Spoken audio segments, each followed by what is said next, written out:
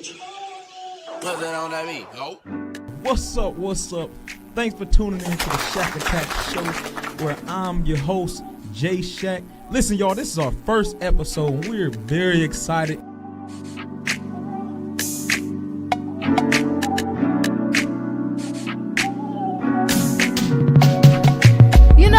Listen, Jay, as soon as I came out, I was singing. I didn't cry, I was singing, Never heard of it before, but I did. What up? Thank you for tuning in to the Shack Attack Podcast once again with your host, your boy, Jay Shack. It's so great to be back once again, y'all. Did y'all enjoy last week's episode? Yes. I'm happy y'all did. Listen, I want to start today off a little different. Literally just leaving the hospital. Today is April 7th, 2026, and my kid's great-grandmother just lost her life or gained her wings, y'all. So we're going to take a very short pause for her.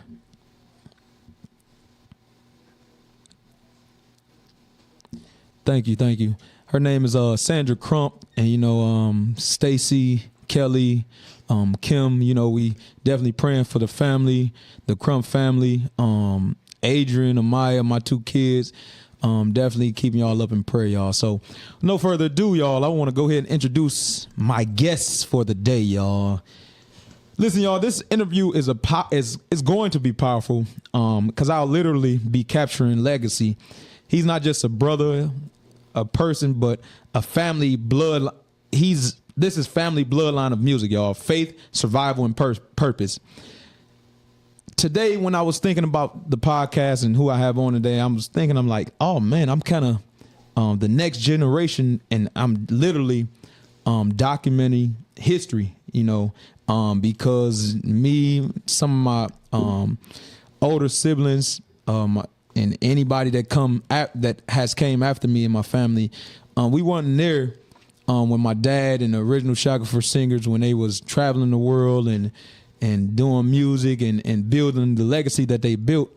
And so now we can just learn from it, listen to the memories, and just learn from it, So today, we got to think about it, y'all. It wasn't no YouTube back then. There wasn't no Instagram, no camera phone, so it was a lot different, So now all we can do is sit down and literally talk to the people that was there and just talk about their journey, So today, with no further ado, y'all, I want to introduce my big brother, Robert Jr., Bishop Robert Jr. Shackleford, y'all. Y'all make some noise for him.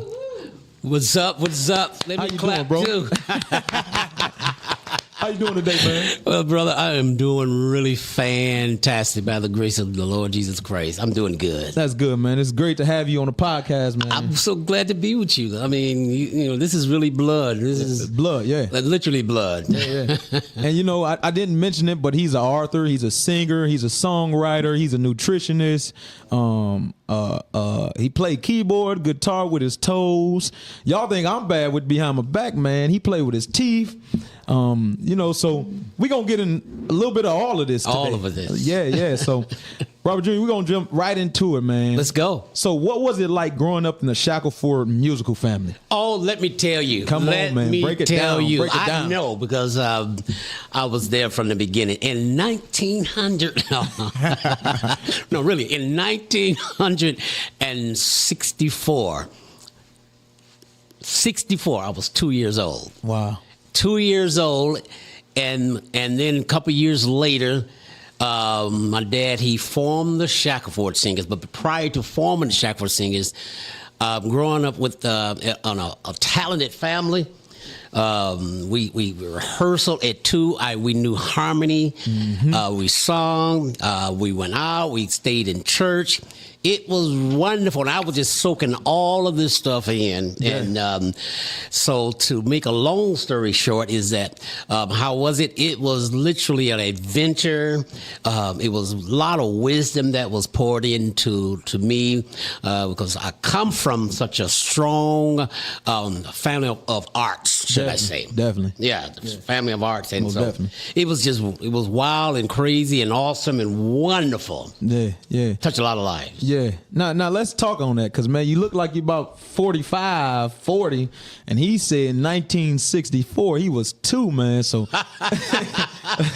so how old are you, Robert Jr.? Yep. I'm still 17, you know. But no. Well, August 7th of this year of 2026, I will, God's willing, I'll be 64. Yep, man. I said it. It's out there. Wow. I'll say, so all you young ladies, stop looking. I'm old, happy, and I'm married. 15 grandchildren. Man, that's amazing, man. I feel good. You look good, man. I feel real good, That's Jeremiah. good, man. You look good, man. Yeah. You Yep. definitely don't look 64, man. I don't know what it feels like to be 64. And you know what? I've never, ever been in a hospital. Wow. I don't know what it feels like to be in a hospital. I don't know what it feels like. Only time I had an IV is at the age of 50. You know what happens at the age 50? What happened? Men, you have to get a colonoscopy. I ain't looking forward to that, man. So that was maintenance, you know. Yeah. That's the only time I had an IV on. So Wow. yeah, Man, yeah. that's amazing. I think it was about maybe, I don't know if it was during the pandemic or right before, but you told me, you said, Jeremiah, man, how many push-ups you can do? And I'm like, I think I can do. Oh, I remember that. I said, I think I could do 30 at one time. How many you could do? And I said, well, how many you could do? You said, man, I could do 50. You can't do 50? I said, Robert Jr., I don't believe you could do 50. Man, he got down there. Would you tell them? And did, I think it was a little bit more than 50 It was more push-ups. than 50. Yeah, literally. Yeah. But he got down there and did 50 push-ups at 55 plus years old. Yeah, I was 56 years old. Something like that. Yeah. It's crazy, man. Non-stop. How good shape. Non-stop. Yep. Non-stop. Didn't Correct at that. Yeah. You know, some people go halfway, you know. Yeah, but he was doing full-blown push-ups, man. So, bro's really in good health, man. I thank God, man. I really do. Oh, yeah. Now, Robert Jr., when did you realize music was part of your calling? Wow. I tell you what.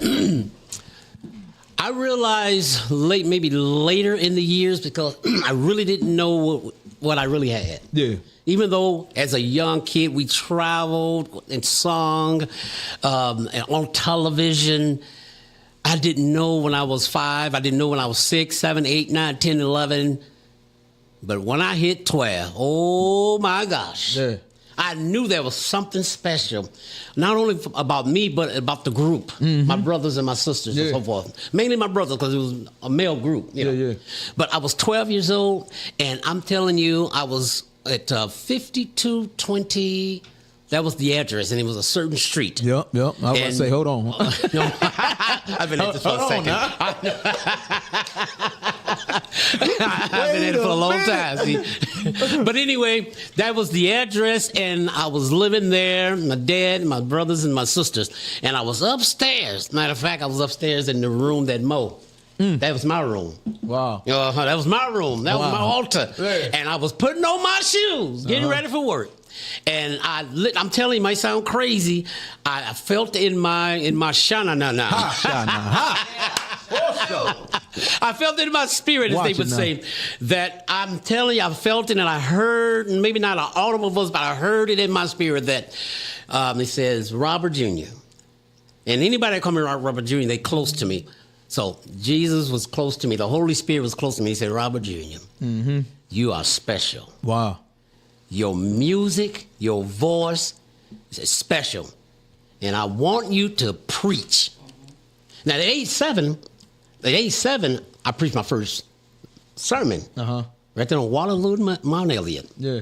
But I didn't accept it. But at age 12, the Lord showed me how my voice and everything was special, and then I want you to preach. Ran downstairs and told Dad, God told me to preach. Wow. That's amazing. At 12 years old. 12 years old. Man. I've been preaching ever since then. Wow. And singing since I was 2 years old. Yeah. Now, I know I'm kind of jumping the gun, but now, how old was you again when you first recorded? I was 5.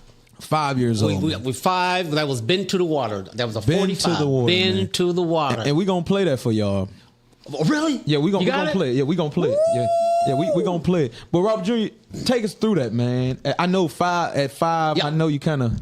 No, I remember everything at age 5. Tell us about it, was. man. It was age. I remember it was me. I was me and the twins and our brother Michael. Mm-hmm. He's gone on, passed some time ago. Hey, what did Michael do? I ain't even know about Michael. He was a singer. He was a Shackleford singer. Really? Yes. I didn't know that. Everybody that lived in that house that was a male had to sing. Everybody. Yeah, me, I was the younger. I was the baby of the group. So Zyvan wasn't even. He wasn't even born. Wow. He wasn't even born, no. Dang. Oh, right, because you say you were 5. I was 5. Jeez. LaConya was the baby. Dang. No. George was the baby. Uh-huh. George was the baby. But anyway, me, the twins, Michael, and Jonathan, our oldest brother. Uh-huh. Jonathan, and that was the Shackleford as far as the singers, and then of course Dad. So them was the OG. We was the OGs. We was OGs, and we rehearsal. I remember rehearsal. We had a harmony was like that, like that. That's before we went into the studio. Wow. And my dad said, "We're gonna train you to be the lead singer." So I was my dad's lead singer. He was the first thing. I was the second lead singer. And he taught me. And I sat there and I watched him over and over and over. Yeah. And we went into the studio, and you hear me on that record singing "Been to the Water." Yeah. I was leading that song. Yeah. And you hear that little voice. Oh yeah. Been to the water. Yeah. Man, it was awesome, man. I'm like, wow. Yeah. But anyway, it was good. That's amazing. Yeah, man. it was exciting, man. I thank God for my roots, our roots. Most definitely. Now, we was kind of talking about this before we actually started the podcast, but I want to talk about it on air. What did Quartet Gospel mean during that era? Yep, well, Quartet back in that day, because it was that era, we had a lot of things that was going on back in the civil rights movement. Mm-hmm. A lot of people that came from the South came up to the North. A lot of folks was hungry and more spiritual. Yeah. I mean, going through some things and had a little bit broken family, grandma raising everybody. Yeah. And the church was seemed so real, and you can just say Jesus and people fall out because it was so emotional back in those days, and in the Word. So when we talk about Quartet, it wasn't a lot of competition. Yeah. Competition wasn't out there. We were really singing to give God praise and love God. I came up when the Violinaires wasn't really nothing. Wow. I came up when the Mighty Clouds wasn't nothing. The Strickland Jubilees wasn't really all about that. Yeah. It was the Dixon Hummingbirds way back there. And the Fairfield Fold. It was them and the Swanee Quintets. And all of those had the 5 Blind Boys, which we sung with all of them on the stage. Wow. The song with the 5 Blind Boys from Alabama, from Mississippi, all of them, the Clouds, you name it. Yeah. And so when they sung, and when the Shackleford singers sung, we was singing, and people, I feel something going on. I feel bumps going on my arms just talking about it. Whew. Yep. Y'all excuse me. I'm sorry because I get my memories of how many people that got really blessed when everybody sung. Yeah. And when we sung. Yeah. My dad sung. I don't know nobody that can sing like my dad. Yeah, seriously. I really don't know seriously nobody. Still to this day. That sing. And my dad sung with so many. He sung with the Temptations, and his pastor was the father of Dennis Edwards. Yeah. And so I wanted to sing like my dad. Mm-hmm. And so I have a lot of singing ways like my dad. So but so singing was different. Yeah. It was not a lot of showmanship. We did have some showmanship, but we had the spirit of Lord have mercy. Yeah. People man. got saved while we were singing. Yeah. People literally cried, and we had to carry people out. And so anyway, Robert, I was just talking to Daddy yesterday about this. We was watching they was watching something on YouTube, gospel, and they was singing some old school songs. I said, man, Dad, just looking at this made me want to do a old school churching concert. Just a big old school concert. We doing nothing but old school gospel music, because that music, man, touched differently, man. It did. I'm young, but I grew up sure did. in all of that. Yeah. Well, I got a church for you to do one at. You can take it around town and do it. Most definitely. For sure, man. One of the churches. We're going to have to talk about it, real talk. Absolutely. Yeah. Yeah. Yeah, singing was good back then. That's good, man. Singing. Yeah, so once again, y'all, we on the podcast today have Bishop R.J. Robert Jr. Shackleford on the podcast. We just talking about music, life journey, and so stay tuned, y'all. Stay tuned. So we're gonna get right back into it. Robert Jr., what lessons did you learn on the road that young musicians today don't understand? What I learned on the road as a believer, first of all, a young musician, is that I learned that you need to be, and I mean, I'm not trying to be so deep and spiritual, whatever. It pays to be in God's word. Mm-hmm. Because you can understand that I've been preaching coming up, so and be prayerful, because it's crazy out there. It was crazy out there then, and it's even crazier now. Yeah, you can make a lot of mistakes. So to be prayerful in His Word, that is key. Yeah. Also, perfect as much as possible your skills. Yeah, if you're a singer, sing. I mean, listen to others. Rehearsal, practice. If you're a musician, and like I said, I've been at this 59 years now, or longer, and I got new music coming out soon. And come on, man. And I'm bringing some of that old flavor because of when I was a little boy, and because what my dad taught me. And being around a whole lot of people that sing real good. So I said, be rooted spiritually and rooted in your talent. That's important. And make sure you surround yourself with eagle-like people. When I say eagle, stay away from chickens. Yeah. People that ain't going nowhere in their music. Yeah. Since we talk about music.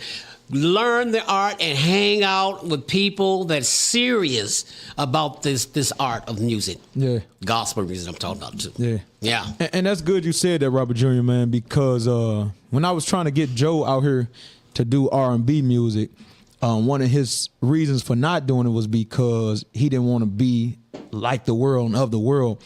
And one of the things that I told him was, if you doing it and you have a relationship with God, then continue to have that relationship with God and just do what you think you should be doing, unless God convicts you. Yeah. If God convicts you, then, hey, it is what it is. You shouldn't be doing it. But it was no conviction on his end. He just, how we grew up, Yep. He just wanted to do gospel music.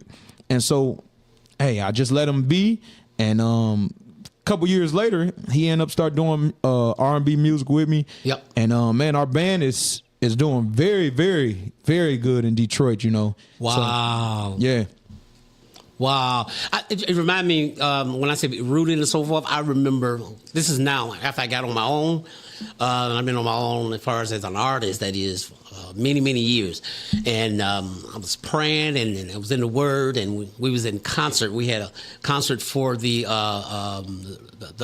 Red Cross. Mm-hmm. The Red Cross, to do a fundraiser for Red Cross. And this was in Saginaw, Michigan, and I'm up ministering and singing and so forth, and on the guitar, and just the guitar, playing the guitar, and it was an auditorium packed full of people, and man, I was feeling the presence of God. And let me tell you something, it was about several dozens of people just ran up and just fell to their knees, man, and just began to weep and weep. I'm just playing the guitar on one of my hit songs, man, and I wasn't even singing yet. Wow. It's not necessarily with the talent, but once again, the root. Being spiritually deep in God. Yeah. Yeah. So I just to let you know, I learned those lessons a long time ago. That's good, man. That's good. That's good. Now, tell the people, what sacrifices did you have to make that the audience never saw? Okay. Well, that's some serious sacrifice. I'm transparent. Keep it real. Okay. Oh yeah, for sure. So there was a lot of, there was a sacrifice coming up. After 12 years old, I knew my calling. I was sure, and I was very sure. I lost my girlfriend. So, and so I told her God called me to preach, and so, she just said, "Well, I can't be your girlfriend no more. I don't want no preacher." Man, man. That's on the low level, but that was heavy for a 12-year-old. Hey, that's heavy for a 12-year-old. Y'all don't understand. I feel like saying, can I get a don't witness? understand. Y'all don't understand. Anyway, so sacrificed that. I don't know no sports. Wow. I don't know Super Bowl. I don't know who's in the Super Bowl. I don't know soccer. I don't know baseball, basketball. My wife happy that I don't watch sports. Why? Because as a kid, I was in the Word. I'm telling you guys. I was in the Word. I was praying when my brothers and them was out there playing basketball. When my brothers and them and they was out doing whatever. They can tell you I was alone. Yeah. It's the sacrifice. Yeah. And we got a big family. Yeah. But I never, ever, ever hung out. Wow. With none of my brothers and sisters. Not that I hate, I'm just telling you the sacrifice. Yeah. I wanted to. Yeah. But I was called to preach. That's and amazing. I had to study. Yeah. And I was called to sing. And my dad, Lord have mercy, he was serious about singing. Serious. So on Sunday mornings, our Sunday mornings was like this. At 6 o'clock, we was at the radio station at 6 o'clock in the morning. Ooh. But listen, can you imagine that as a kid? So on top of Sunday, Monday through Friday, you got to get up and go to school early. Then on Sunday, it's almost like another school day. Yep. But Robert Jr., go ahead, finish walking us through your Sunday journeys. Yep. Sunday at 6. Bear in mind, we're fully dressed at 6 in the morning. Shoes are polished, hair combed, everything, ties and everything, uniform. Listen, I'm telling you. So at 6 o'clock, I remember his name was Charles Pennington on radio. We was singing at 6 o'clock, and then we ran over to another station, and WCHB, whatever it was, that was 6. And then at 8 o'clock, another station. Then at 9 o'clock, another station. Then we went to Sunday school. I started to say Sunday freaking school. Hungry. Wow. Lord have mercy. But we went to Sunday school. That was part of my roots. We got in the Word, and then we had service on Sunday morning, singing in the choir. We was in service for 3 hours. I'm sorry. My Lord. Sunday morning service for 3 hours, but it was fun. It was good. Fun. Yeah. Then at 3:30, we had to go out and sing and then come back and have an afternoon service. And then we had a Sunday night program. We didn't get home till 11:30, and we got them to go to school. That's my Sunday. Sunday. That's all I know. Sunday. Did y'all hear what I said? Woo-wee. Sunday. And had to get up and go to school. And then Monday, revival, back in church. Tuesday. And this is when they used to do the 7-day revival. 7 days. Not the 3 days. No, not the 3 days. That's 1 day pop-up revival. Yeah, that's all. No. And we had to sing in those revivals. My God. Yeah. So literally, this is in me. I'm telling you. I know I've heard people call them the gospel Jackson 5. Yep, they call it. Say the Shackleford Singers was the gospel Jackson 5. I know. So as my dad got older and I was born, he continued to do quartet music. Yep. At that time, the group name was Daddy Shack and the Shacks, and I remember kind of like first getting into the quartet world. And man, I'll be talking, or I'll see people talking, and they'd be talking about my dad and my older brothers. Yep. And man, they used to say, I used to think my dad used to be talking when he at church. My dad say, "Yeah, we was some bad niggas back in the day, man. We bad." But it really opened my eyes when I heard people tell me to my face, "Man, we used to hate to see your dad and your brothers walk in the door." Yeah. I said, "For real?" Yep. They used to hate to see them walk in that door. Because they say when they walked in, they know they was going to shut the program down. Yep. They was going to kill the stage. Say they used to walk in with their own amps and speakers and all of that. And fans. And fans. Fan club. Yep.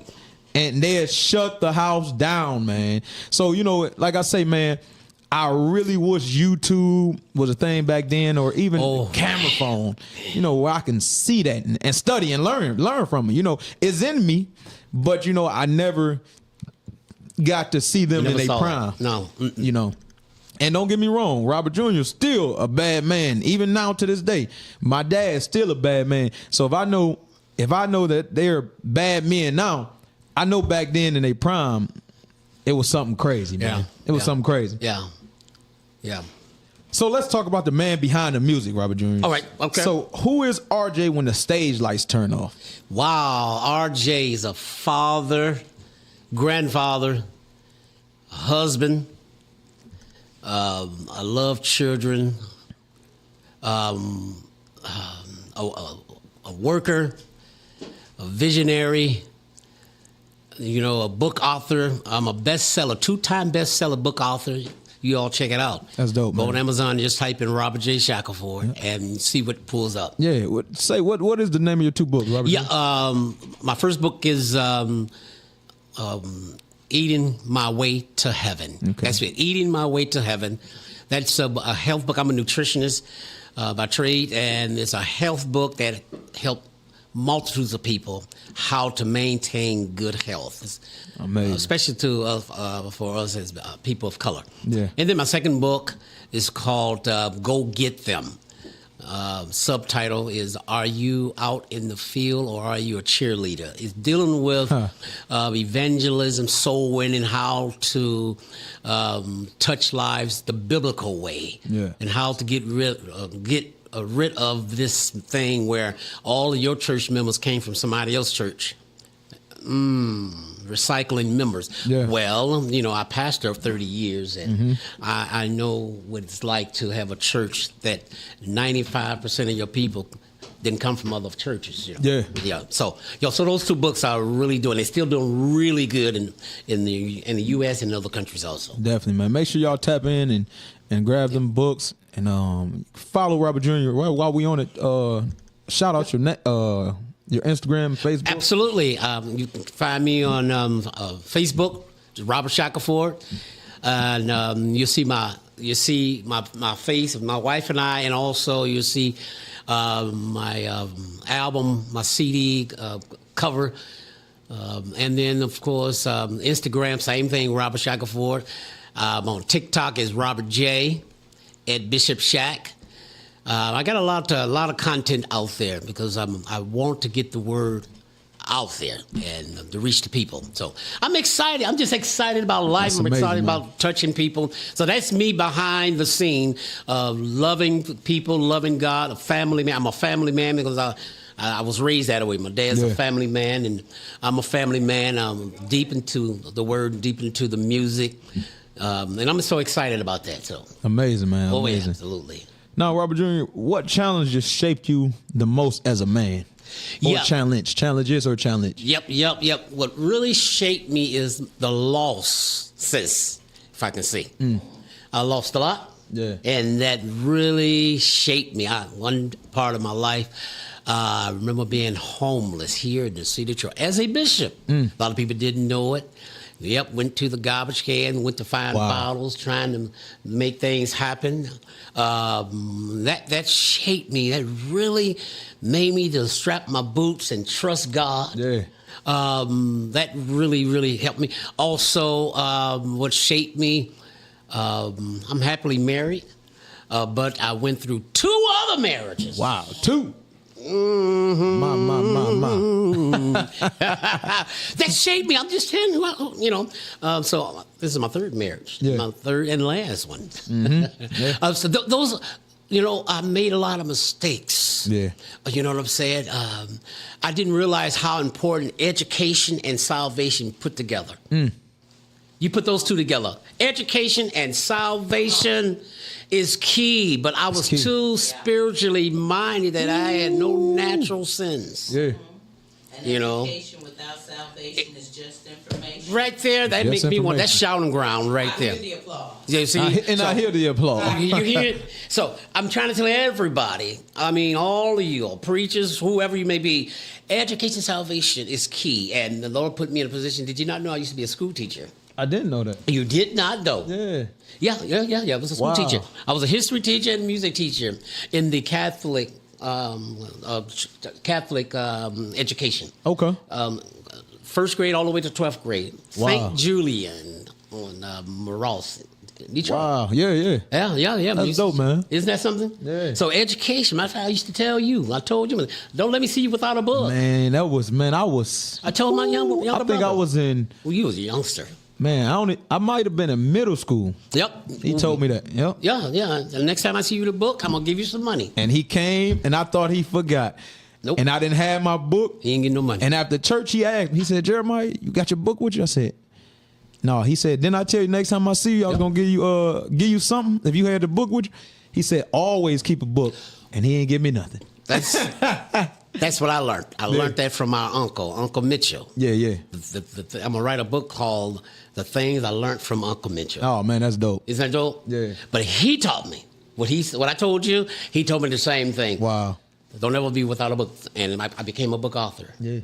But I did become a graduate, university from Michigan State University. That's got what my bachelor's degree. So, Yes. you know, Robert Jr. saw ahead of my time, man. Yep, I sure did. You know. Yeah, I sure did. So those are things that shaped me, and my lost a lot. Now, Robert Jr., if I ain't mistaken, I don't know if it was your first album or not, but you have a project out called The Homeless Praise, right? Yep, Homeless Praise. Yeah, I remember that. Yeah, and that's still, you get that on Amazon, still killing it. Yeah. Yeah, Homeless Praise. I remember that. My girl, Bianca, sung background. She sung backgrounds. Yep, I can't think of her last name right now, but Bianca Barber. Barber. Yep. Yeah, She sung good background singer. with you. Yeah. Yeah, she's a good singer. That CD, that really placed us on a platform. Yeah. Without that CD, I'm not sure if I would have been on that platform. So. Wow. Yeah. We did a lot of things with that CD. Definitely. Yeah. Now, was there ever a moment you wanted to quit ministry or music? Honest to truth, never. That's amazing. That's me. Never. Even in my lowest. Wow. Those songs on the Homeless Praise CD, most of them came out when those songs that I wrote when I didn't have anything. Wow. I kept going. I kept pushing. Yeah. No, never. Yeah. I had some low moments. Yeah. No. That's why you got to know. Let me come here. Look. You got to know who you are. You got to know who you are. You got to know that you know your purpose. If you don't know the purpose of a thing, you're going to abuse it. So, facts. if you don't know you and your purpose, you're going to abuse you. And I hear the applause. Shouting ground. Yeah, man. Now, Robert Jr., what made you decide to become an author? Okay, what made me decided is what I learned from Uncle Mitchell. Mm-hmm. That our uncle. Yeah. My dad's oldest brother. He used to come by and he always planted seed in me and told me never be without a book, read a book. You never know. You might become a book author. Wow. I was a little boy. And so from that seed grew a tree. The things in my life, I had a heart for taking care of this temple. Mm-hmm. So I began to read about how to take care of this temple because I saw the people ahead of me was dying premature, with some stuff that I don't want. Yeah. So I studied so much, and I actually wrote this first book in '91, but Wow. it didn't come out until a couple of years ago. Yeah. Wow. Because I went to school as a nutritionist, and I had to revamp it. Right. So my love for keeping yourself in my second book, because I wanted to see people set free and saved. Yeah. Yeah. So Now let's talk about when you got real sick. Ooh. Yeah. Let's talk about that. Yeah. Okay. Let me fast forward real quick and then drop back real quick. It's gonna take me about a minute.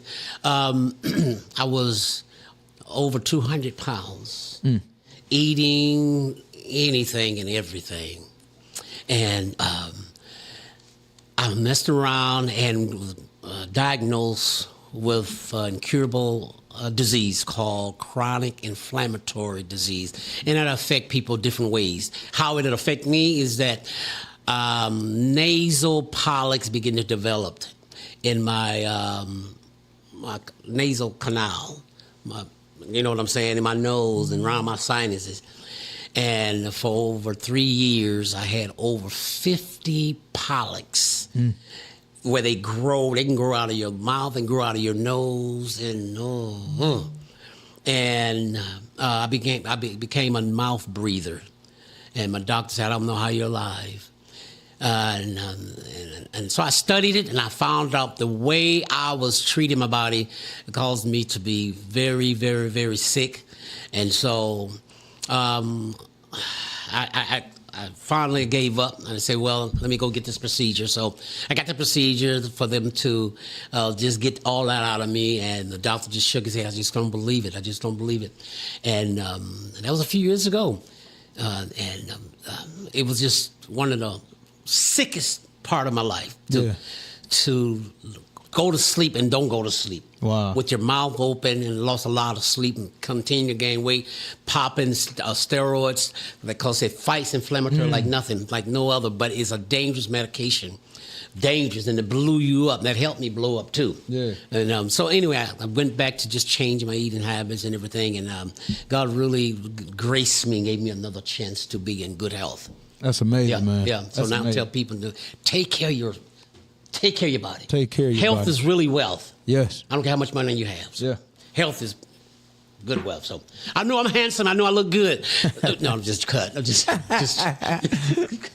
go ahead. Yeah. So once again, y'all, Robert Jr., shout out your Facebook, Instagram one more time for me, man. Absolutely. I want everybody to go on my Facebook. Facebook, Robert Shackleford. Matter of fact, every Monday at 7:30 Eastern Standard Time, I do some preaching and teaching. You want to hear some real preaching? I mean some... Come on now. Lord. Yes, every Monday, go on to Robert Shackleford. Every Monday. And Instagram, Robert Shackleford, and then Twitter. I'm on Twitter too, on Mondays too. Go on to Bishop Shack, Robert J. Bishop Shack. Okay. And once again, you can follow me on Instagram at JAY_Shack, on Facebook at Jeremiah Shackleford, y'all. We're getting close to the end. One last thing, please. If I can just plug in June, my next single is going to be out in June. Along with a video in June entitled "Jesus Is My Covering." People, all I'm going to shake my head. I can't wait. Under Bishop R.J. Shackleford. Yeah. It's something. And company. Okay. Definitely. Anything else you got coming up, man? Well, but basically, I'm really in the lab right now on two things: book and music. Okay. So nothing far as me out, Yeah. That's up to my marketing, my booking. But right now we're focused on being in the lab and getting that perfected. And then later in the future, I'll be somewhere on tour or whatever. Got you. Yeah. Amazing. Keep me in prayer, everybody. And once again, you can follow. Once again, each and every Wednesday, the Good Band is down at the Dirty Dog Jazz Cafe from 6:30 to 8:30. Make sure you reserve a table for that event. Every Thursday, we're down at the Vinyl Society from 8 p.m. to 11 p.m. And then every Saturday, we down at Bird Cigar Lounge from 9:30 to 12:30 a.m., y'all. Once again, I had my big brother Robert Jr. on the podcast today, man. It's been amazing talking to you, man. Thanks, man. Been amazing, man. Good. I just love that I'm able to document my family legacy and history. We don't need to pay somebody to do it. We don't need to just scramble to do it. Like, he's still alive and well, a living legend, and I'm just happy I was able to bring him on and talk about the past with the original Shackleford singers and things that he got going on in his life too, y'all. So make sure you tap in with him, make sure you follow him, make sure you get his book. Both of the books, and in June, we might have to bring you back on, man, so we can talk about that, man. Yes, sir. Yeah, but in June, we got another single coming out and a video with it, so make sure you tap in with that, y'all. We appreciate y'all. We love y'all. Until next week, y'all. Thank you. What's up? Thanks for tuning in to the Shack Attack Show, where I'm your host, Jay Shack. Listen, y'all, this is our first episode. We're very excited.